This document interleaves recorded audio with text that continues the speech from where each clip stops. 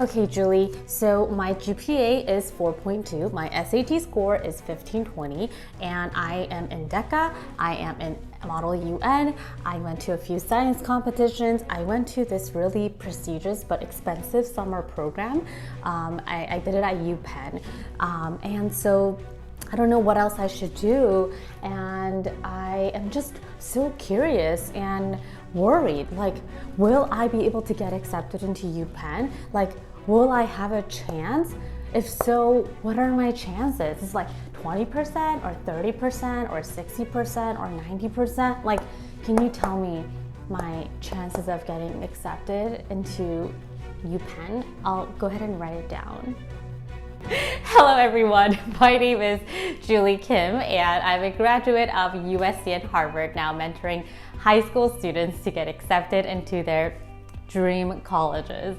I hope that you enjoyed my skit. It's actually like my first time doing something like that, but I'm doing it because I get this question so many times. Students, we have hundreds of students in our programs, and we also have thousands of students in our community always asking me, Julie, what are my chances? And I tell them that's the wrong question to ask, and that's exactly the reason why you are feeling so stressed out and overwhelmed. So in this video, I'm going to be talking all about how you can ask a better question and what actually is going to get you accepted and what is actually going to higher your chances of getting accepted into your dream Ivy League and top tier colleges. So let's go ahead and get started. If you want to learn how to higher your chances of getting accepted, if you want to learn how to stand out, make sure to register for my free masterclass. We'll put the link right here, and you can also click on the link in the description box right there. So make sure to register, because there I talk about the 4 mistakes that you must avoid if you want to get accepted into your dream colleges. And that's like the very first step, because even if I were to give you a lot of strategies, if you're making these 4 mistakes, then the 4 strategies are not really gonna work. And then I'll dive into the 4 strategies that you can use to stand out. So I'll see you inside the free masterclass. It is completely free. And then I'm in the free masterclass, I also talk about how you can work with me and my team if you are interested in getting more help. But the masterclass itself is free. Register and I'll see you right there. I'm also very active on Instagram. I love Instagram, love doing stories. So join me there as well. My handle is Julie_Kim7. So I'll see you on Instagram as well. So the very first thing that we need to talk about here is GPA and SAT or ACT scores, and we call that stats, right? And so GPA is important. I'm not going to say that if you have straight C's or straight B's that you will get into Harvard. That's total BS. You can still have a chance of getting accepted into these colleges if you show a growth pattern. So if you're getting B's all the time or C's all the time and that's all you show, then obviously colleges are going to be like, well, this student is not really demonstrating a growth mindset, or this student is just kind of like not trying at all. And that's not what you want to showcase. Grades are grades, but they also demonstrate your character and personal qualities, which are so important in getting accepted into your dream colleges.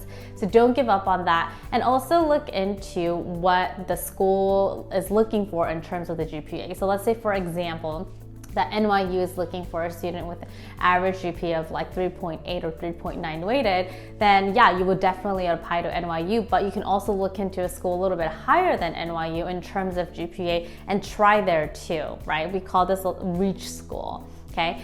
That's how I got accepted into my colleges. Even when I applied to Harvard for grad school, I didn't have the best GPA in my college years, and that's fine. Just demonstrated my character and personal qualities using passion projects, did research with a professor, got amazing rec letters. It's good. So yeah, that's what I would recommend for GPA, okay? But don't settle for less, don't settle for where you're at, always improve, always see how you can do a better job.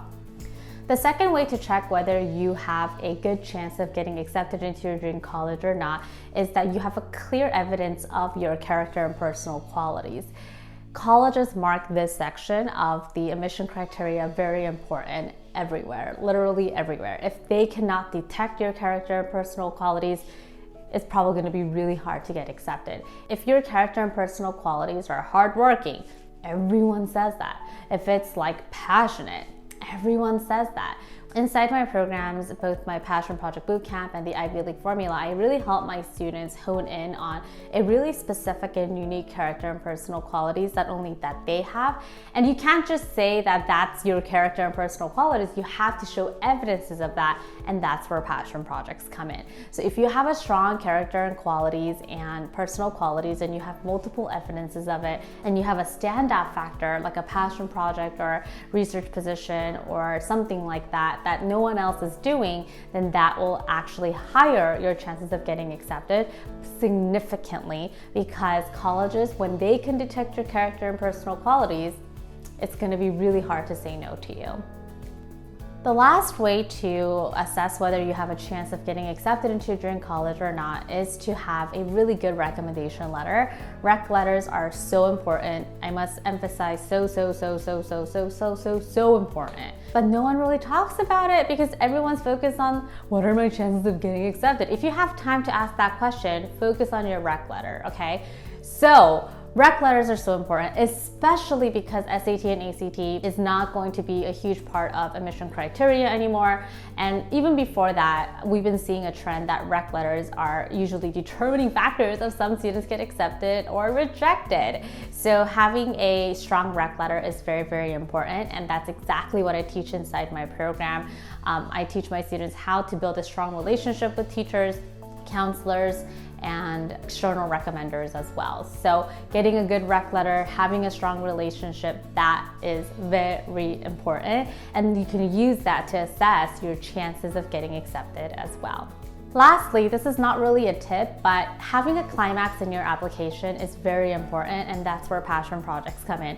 If you want to learn more about passion projects, I highly recommend that you attend my free masterclass, because I'm going to teach you how to create a passion project, what you need to do step by step. And also, if you want to learn more about what passion projects are in general, we'll go ahead and put up a video above here, 4 types of passion projects.